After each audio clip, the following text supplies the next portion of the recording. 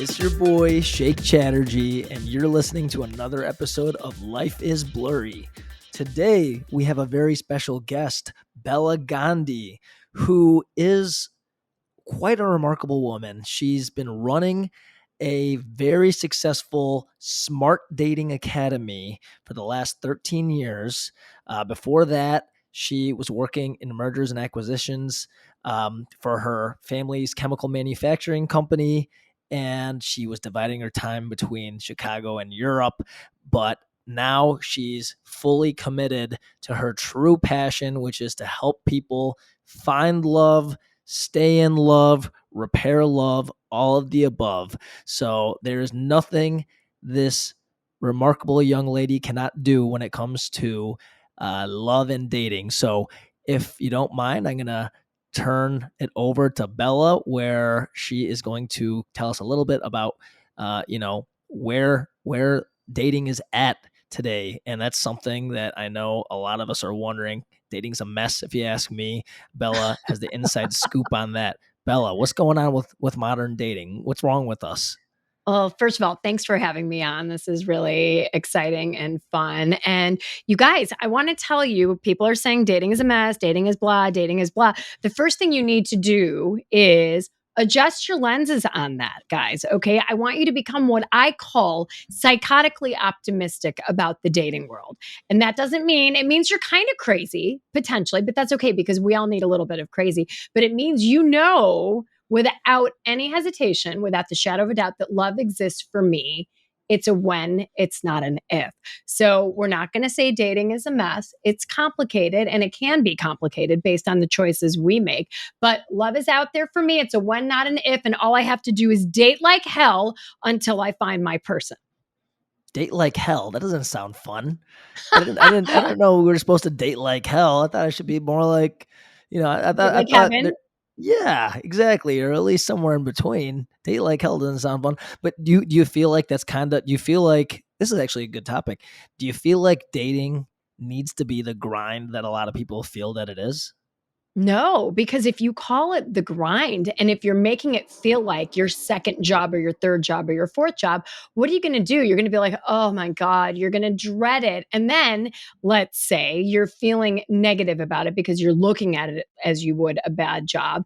Then you get on the apps. When you're feeling negative about something, what do you think you're going to see on the apps? You're going to be like, ugh, I hate this. There's only degenerates in my matches. Like, I can't handle this.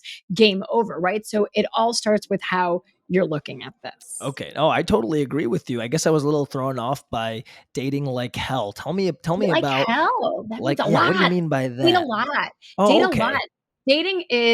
Dating is a numbers game to some extent, but it's a numbers game that you want to play smart, right? You don't want to shoot a bunch of bullets all over the place. You want to have, it's like anything big, right? Shake, you've done a lot of big things. It's like anything big you want to do in your life.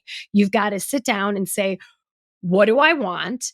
And then create a plan with steps to get there on a daily basis. But what's so ironic is there's nothing more important than finding the person you want to spend the rest of your life with, right? I call it the lid to your pot. And yet it's the one area of our lives that we're told it should just fall into your lap. You should know it instantly. It's all of this illogical information that we're given on a daily basis. But this is just like anything. I mean, look, the company is called Smart Dating Academy. It's knowing who you are, knowing what's going to make you happy and go the distance, and then setting up a plan to find that person Okay. slowly. Okay. From what I understand, and please correct me if I'm wrong, this seems like a dating program for type A individuals. Would you We've agree got with that?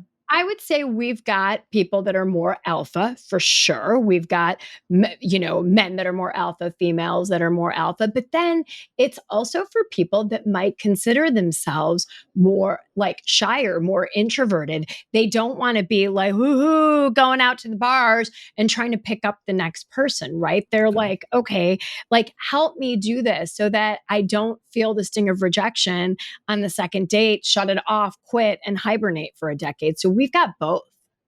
Okay. All right. That's fair. I know you mentioned alpha men, alpha women. Here's a question. Do you think it's possible for an alpha man and an alpha woman to be together? Do you think that makes it more tough? Do you think it actually helps? Where do you land with that? So I think everything is possible. I think in general, those relationships, I'm speaking in generalities, can be harder to navigate long term. You put an alpha male and an alpha female together for the first 4 months, it can be amazing, super sparky, tons of chemistry, dynamic, all of the good. Now, what usually happens, sometime between 4, 5, and 6 months is now the excitement, the oxytocin, the high dopamine, it starts to wear off a little bit. And now you've got two highly alpha people that are both trying to drive the car at the same time. And that's where a lot of that chemistry can be replaced by friction and arguments. I can see how that would happen. Not always, but a lot. Oh, for sure. No. That makes sense. I mean, oh God, I don't know how much I should get into my own relationship right now. Oh, let's go there, my friend. We got to go there. We're going in. Emily, oh, maybe she can hear me from the other room. All right, just listen up, Emily. No, she's on a work call. Okay. So basically, I would say we have two alpha personalities here. And what you described as happening like 4 months down the road, that's been a part of us from the very start. You know what I mean? So it's not as though it's like it's popping up like way later, like, oh no, what's this? It's more like it's been in our face and we're like navigating it already. You know what I mean?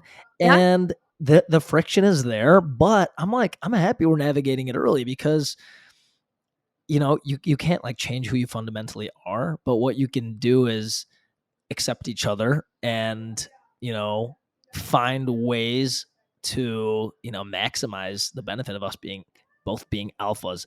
Like at the beginning, it was frustrating, but now it's still frustrating at times, but it's also really awesome though to see like how she can kind of take charge in her own domain. I think it's really, really nice that we kind of found our own domains to be alpha in. We can have two alpha personalities. But what we're trying to do right now is like kind of decide which domain is whose.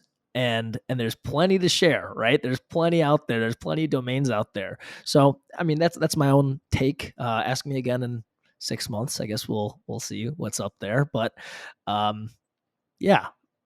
I love that. And I like that you saw that immediately and you guys are already addressing it head on. And that's what I wish more couples would do. It's like everybody's great when the sun is shining, right? But true character is tested under pressure. And so to understand what those friction points are and to devise strategies now that keep you from getting into those, bad neural pathways that we develop month over month, year over year, where we start to say mean things, exhibit mean behaviors, lashing out bad words, throwing things across the room, ghosting, whatever that is. And instead, in our house, we have a word that we use when I call it, it's like boxers going back to their corners and chilling out. It's de-escalation. De-escalation. It's like, hey, time to de-escalate, right? Gotcha. We're going to press pause on this. And my husband and I do this with each other, but we also do it with the kids. It's like, it's time to press pause because someone's going to say or do something that they're going to regret. And have to, this is a strategy to establish during peacetime, not wartime, right? It's like, okay, let's have a safe word. Like, let's press pause on this. Okay. That means nobody can keep talking about it. You can't be like, wait, I'm not done yet. No, go back to your corners. Get out of the room, go to separate rooms with doors and chill out. And in 30 minutes, I promise you, cooler heads will prevail. Totally. Yeah. Well, I was just curious about the alpha thing because I know you mentioned you have a lot of alphas in your program. At least it seems that way. Do you feel like there's a lot of cross-pollination going on within your dating academy, or is this isn't where they go to meet each other, right? This is more like take these skills out into the world. Like you're not matching them with one another, right?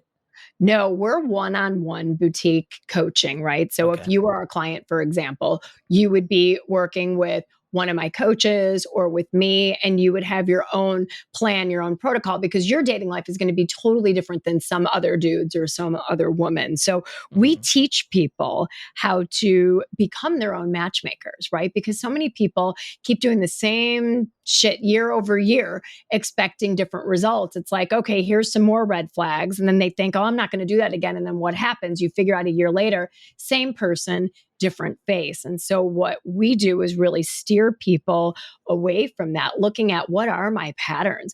Now, what do I actually want? How do I want to feel when I'm with this person? And then put that plan together to get there. So it's all one-on-one. So there are times, I will tell you, Shake, where if I feel like someone I'm working with would be well matched with someone else, to me, distance is no bar, right? Get on a plane, you can go meet each other. So we have set people up, but I've got to have Okay. that like tingling feeling that I started to Mhm. have back in college that started helping me to become the college matchmaker and put me into this crazy Ah, business in the so first you place. have a spidey sense. You have a, No. what would you call it? You have your Bella sense? Totally. I don't know. It's like I've always been that person, and I don't even know that I knew this back in the day, but the famous legend goes I was living with a girl in my sorority. She was 2 years younger than me. We're great friends. She was the studious one. I was studious but liked my share of a party or 3 during the week. Oh, And I she's like how like, you put "I'm that. not going out with you tonight. You go." And so I went out and I met a guy at a party, and I said to him, it's like I put my hand on my head and I'm like, "You're going to marry my roommate." And he was like, "Oh my God, that's my girlfriend right over there." And I was like, "Oh my God. I You're like, "I mean, don't I think care. you should date Break my up with her roommate." right now. I have someone better for you." But but but here's what happened. It took me, he extricated himself from that relationship. I'm like, that is not Oh, going to work. extricated. So Okay. 3 years later, they went on their first date. Within 2 years, they were engaged. They've now been married for a long time, have the proverbial white picket fence, suburban house, 3 kids, the dog, super happy. And I started to do that for all of my friends. I had bad dating patterns. I got myself out of those and married a great guy, and we're happily married. So when I sold my business with my family, all of my friends were like, listen, whenever I would stand up in weddings, they're like, "Oh my gosh, Bella gave me the best dating advice. If it wasn't for her, dot, dot, dot." And they're all like, "Put this thing that you teach people how to do down on paper and go Yeah. do that as your next business." So that's what led to this. So yeah, You have a I gift, have that Bella. sense. You Yeah. have a gift. You have a We sense, and you all must share it with the world. So that's great. we we all have that gift, right? And some of us have the opportunity, and some of us, and I think we should all do that, just as an aside to this, is look inside. Everyone has that thing that you were just born knowing how to do, and you do it well, and it gives you joy. And if you have that thing, listen to that thing. Totally, totally. Yeah, I've had some other coaches on here, and like the whole episode's been about that. So I'm glad Right. you subscribe to that belief as well.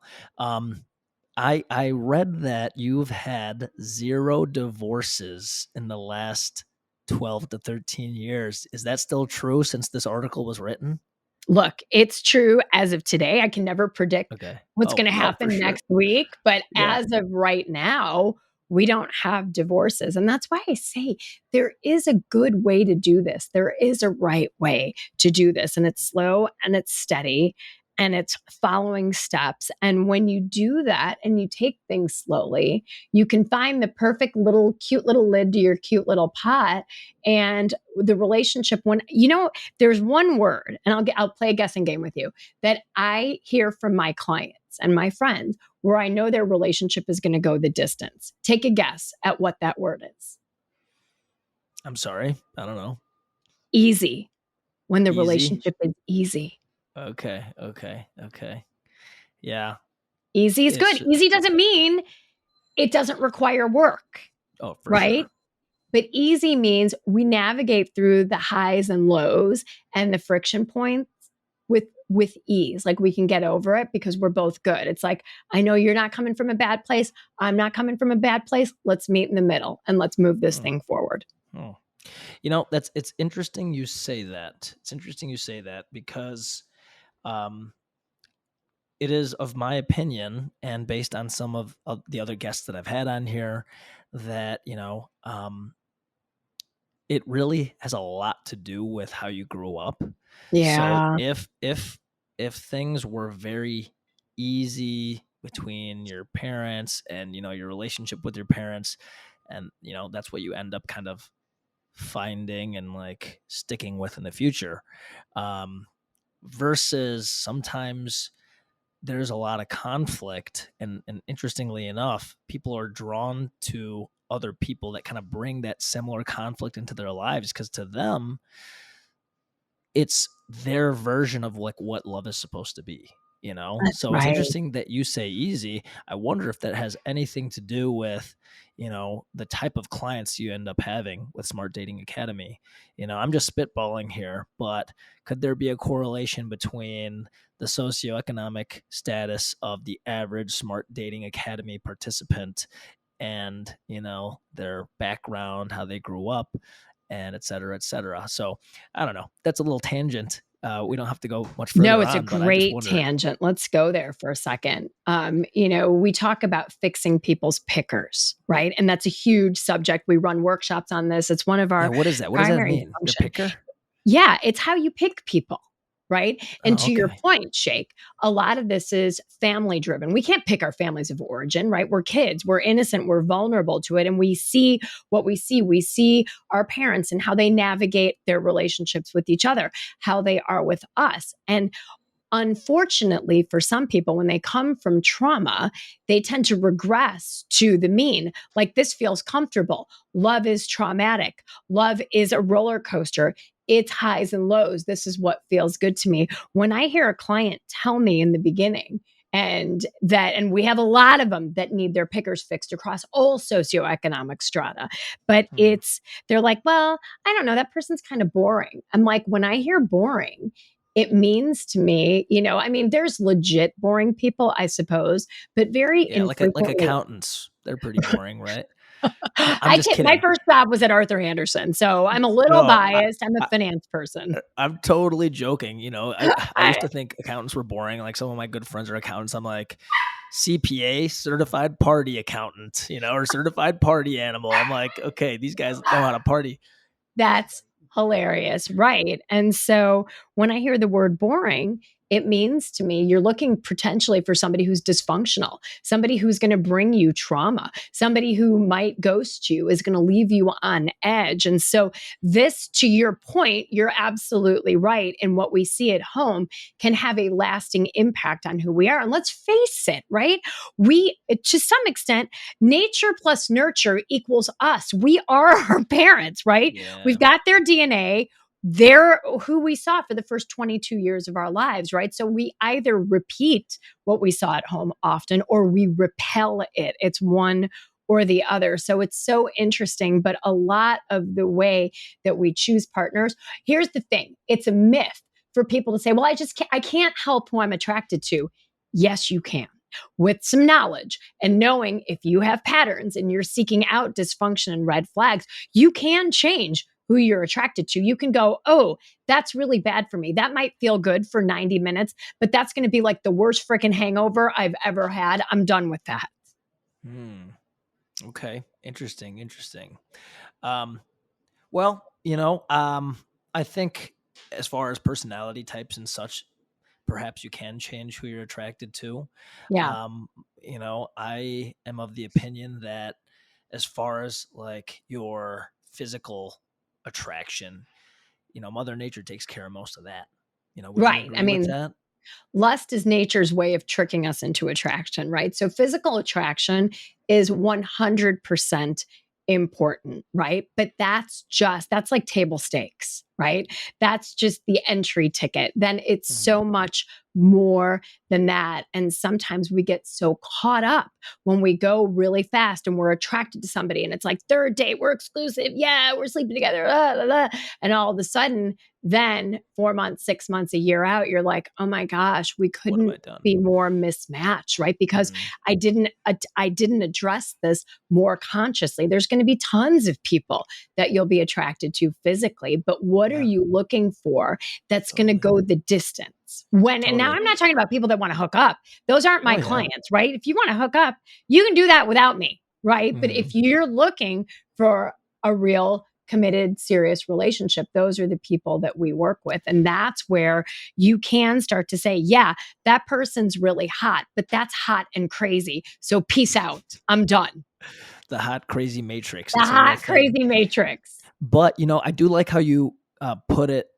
Would you say it was the ticket to entry, physical attraction? And that's totally true.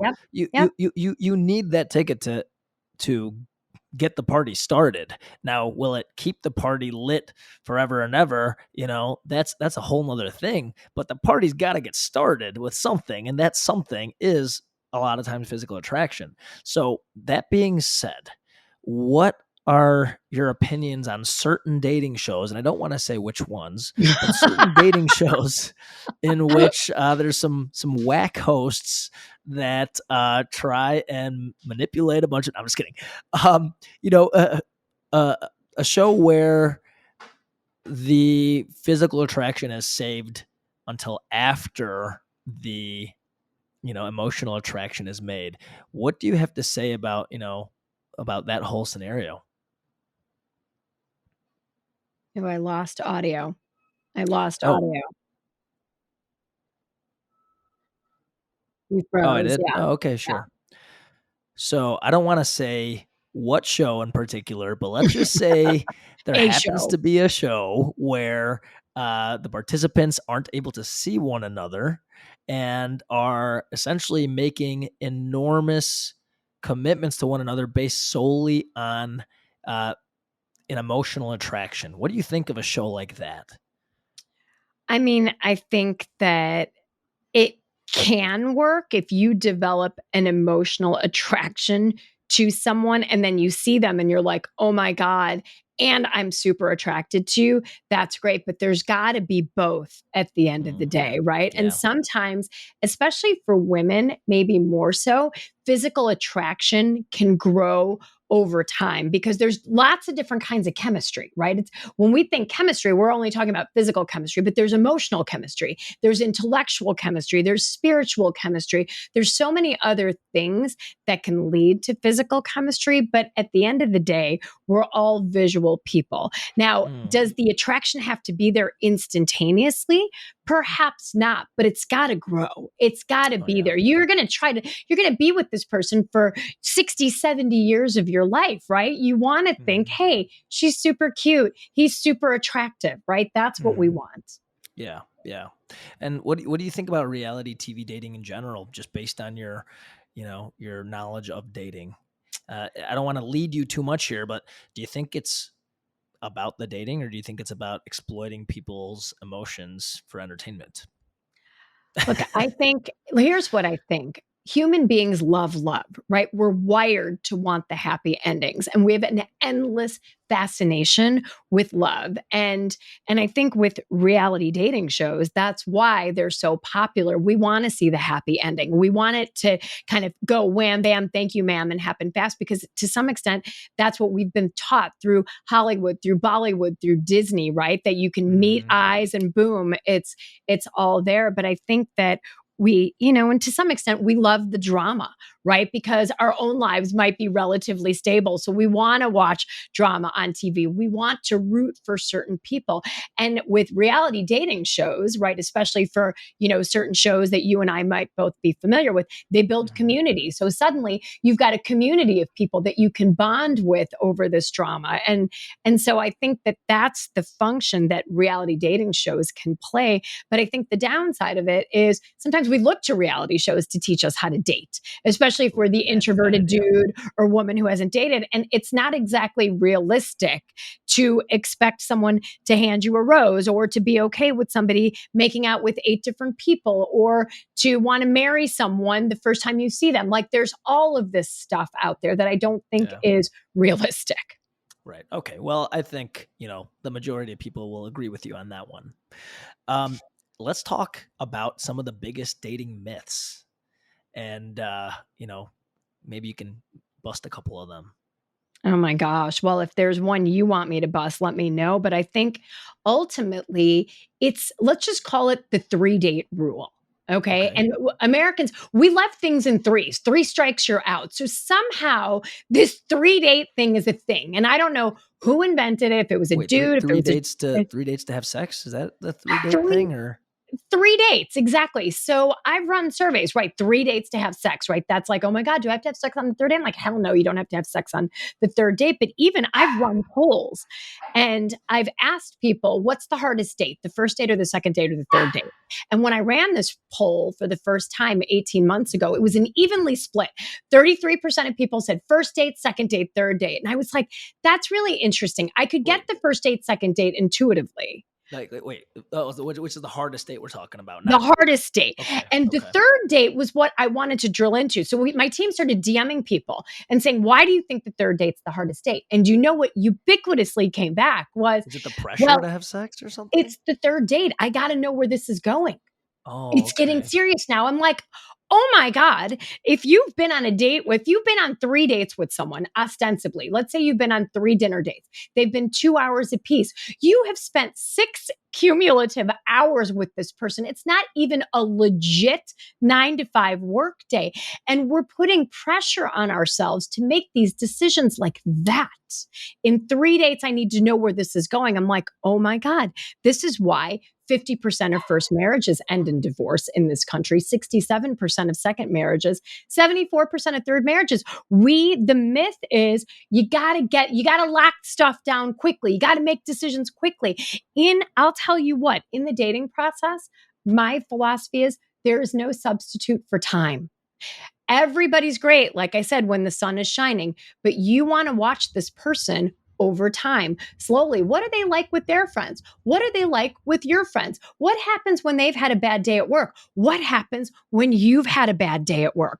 What happens when you have something amazing happen to you, but they might be going through something rough? These are the things that you want to see in someone before you decide this is the lid to my pot. How can you see that in 6 hours? You can't. Yeah, I didn't know people were obsessing over that so much. Like Oh my having God. having to figure it out by the third date. Like, no, that doesn't Dude. make sense at all. That doesn't make sense at all. Like, I would reverse engineer that a little bit and say it's Yes. not as it's not as though you need to have it figured out by the third date, but more so if you're going on a third date, fourth date, that itself I think is a sign that this is at least worth exploring because it's so easy to figure out in 1 or 2 dates that like this is a hard no, that the third date it almost becomes, I don't know, it carries some weight of its own, not for having pressure to have figured it out, but it's more like, hey, wow, we made it. If you make it past the third date, that means there's something cooking, whether or not it's not, gonna be a year long or just another couple of weeks. At least you made it to the third date. And my experience is dating in Chicago. It's like 1 or 2 dates, man. 1 or 2 dates. Like you're going through them. And Yeah. if you get to a third date, it's like, okay, okay, okay. There's something Oh, here. oh my God. Our philosophy, and this is the next myth, is we should be one and done dating. And as soon as, like we're saying, if you find someone in Chicago on the second or third date, you're ready to lock it down. I just want to see where this one goes. No, this is like asset diversification. This is like how you would look at your financial portfolio, right? You're dealing Mhm. with the former finance person here as your dating coach. Right. I want a diversified portfolio. Have a dating funnel. Even if someone looks amazing at date 2 or date 3, you don't know what they're going to look like at date 12 or 13. So Okay. having a bench, you want to have people in your dating funnel, right? And along with The that, guys love this. The guys love this, I mean, as a guy, I'm like all about this the this funnel, approach. But right? I feel like there's a bit of a double standard though because the guys even though we, I feel like just instinctually a lot of us behave this way, the girls are doing the same thing, but a lot of times they're hating on the guys for doing it. They're hating on the guys. They're doing the same thing. They're hedging their bets. you know?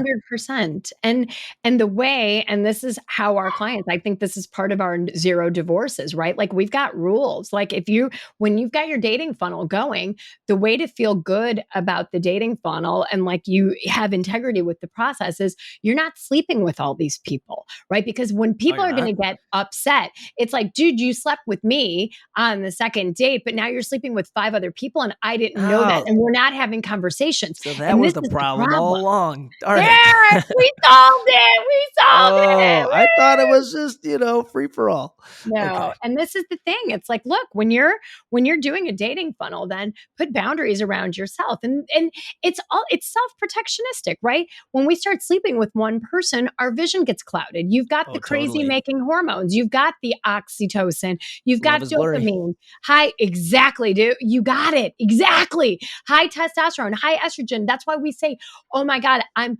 falling in love. Falling is never a good thing. I'm madly in love. Mad meaning crazy, crazy in love. These hormones can make us less objective. Stay away from it. Keep yourself objective when you have your dating funnel. Keep it slow. Damn. The whole funnel. The whole funnel. This is some straight like finance dating like crossover episode. Like this is interesting. I love it.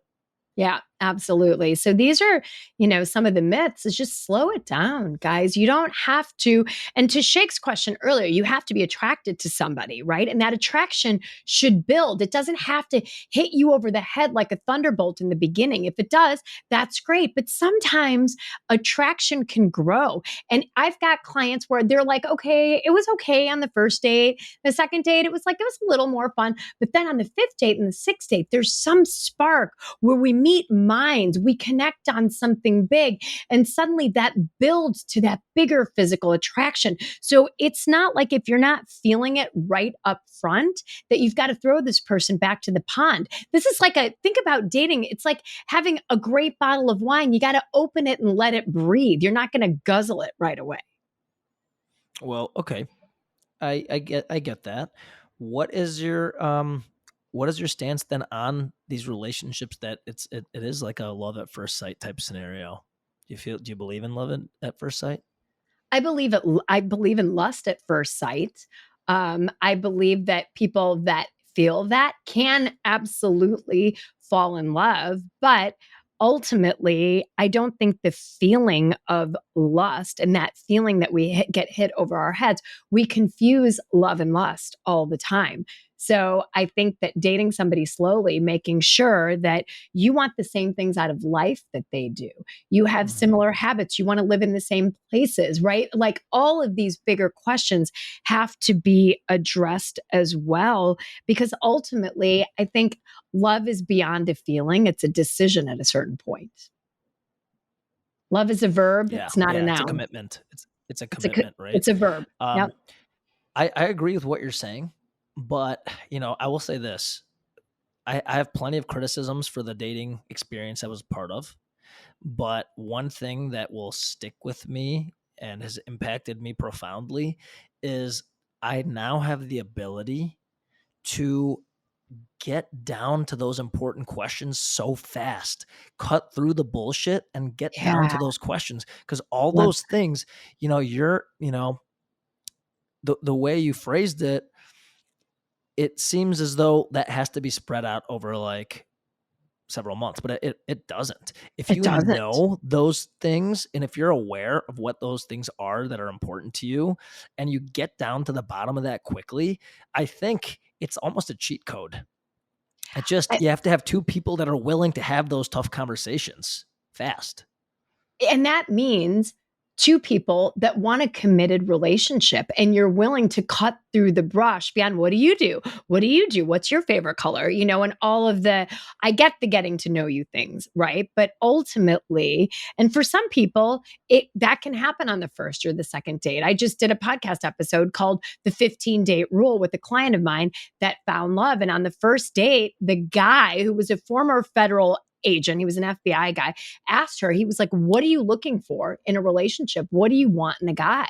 And she was transparent. She worked with us. She knew what her answers were. And he was like, okay, I'm good with that. Then on the second date, she said, and he's like, listen, I like you. I'm all in. And she's like, listen, that's great, but I've got a rule. I'm not getting intimate with anybody until the 15th date. And he Oh said God, to that's her, wait. That's the rule. 15 dates until you can be 15 intimate. dates, Oh sexclusivity. my This is what God. we call it, Oh my right? God. I have to almost remove my endorsement from this now. That just seems crazy. It's not 15 dates. crazy. What is this? The 4-year-old virgin? Remember that movie where they waited Well, like that was this 40 is years. 15 dates. That's barely 2 or 3 months at the end of the day. But listen to what oh the guy said. Listen. I tell my clients this, female clients that are looking for a man that wants to be with you and really wants to be with you will move mountains to be with you. And when she said, okay, this is my rule, I've done things the wrong way for a long time. And he said, number one, he's like, I will be patient for you. And he said to her, I'd wait 100 dates. I was like, oh my God, swoon, that is the right right? response to that. For all the guys And listening, that is the and correct he did. response.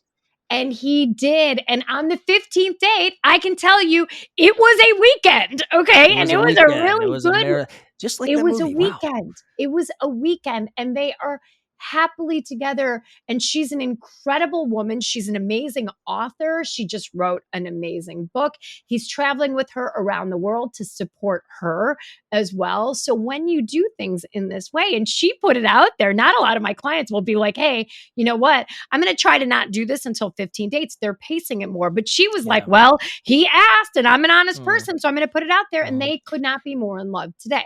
And it's been That's 5 months. fantastic. I love that. Curious, what's the average age of your clients? Look, we've got clients that are as young as 25 and 26. And I have a woman who's been widowed twice, who's 82 on our books. I'm like, God, it is never too early to find love. It's never too late. People will ask me, well, what if I'm gay? What if I'm bi? What if I'm this? I'm like, our process is the same for everybody because love is love at the end of the day. Totally. Love is love, man. But that being said, what is the average? You give me the high and the low, but I'm the just high and curious. the low. We average anywhere from 32 to 62. And I know that that's a broad age bracket, but that's kind of where it is. We've got like fair. a third, right? We've got the people that are, 32 to 42 that are like, oh my God, I want to get married. I want to have kids and I want to make sure I make that decision right. Yeah. Then kind of the 45 to 60 could be a gray divorce, right? I was in this loveless marriage. My last kid's in high school. Peace out. Like we were never right for each other. And I want to do this the right way this time. So we get a lot. And, the unfortunate, somebody that had the love of their life and loses them at 45 years old because of a heart attack or something like that. Yeah. Yeah. Well, okay. So no, that average totally makes sense to me. I could sense that based on how in depth the process is and some of the rules involved. This isn't a process for the average 25-year-old. I know you have a 25-year-old, but it's not something that, people in their 20s are probably like, they probably can't wrap their head around this. I'm having trouble at 33, but I'm starting to, you know what I mean? Like I get the appeal. It's like, hey, I tried it my way throughout my 20s. It didn't work. I'm going to try this out. It has a high success rate. People are happy. All right, I'm foregoing sex a little bit, but it's for, a better outcome than I've ever experienced. So for that reason, I have a lot of respect for you, Bela, and what you've built here. You mind doing a plug for your academy and your podcast? Let us know where to find you. Go ahead. Oh, thanks so much. It's been amazing being here and chatting with you. You're such a great conversationalist and really a wealth of information based on what you've been through as well. And so, Smart Dating Academy, we do a lot. We try to give, like, our ethos is we want to put more love into the world. So, we do a lot of free things. We do paid workshops. We have one-on-one coaching, but you can find us. Follow me at Smart Dating Academy on Instagram. I'm often on there live doing Q&As, trying to help you guys navigate the dating world. My podcast dropped in January. It was actually announced on Good Morning America by Michael Strahan, which was awesome. Wow, so congrats. we've got we've got a bunch of episodes uploaded, lots of love stories, tips, all. So Smart Dating Academy, anywhere you get your podcasts, Apple, Spotify, and check out our website, smartdatingacademy.com. A lot of, you know what, at the end of the day, we all want one thing. We all want hope, and hope that this can happen to me. Check out our website, lots of stories of hope, people that have found love beyond what you would expect against the odds. So yeah, thank you so much for having me.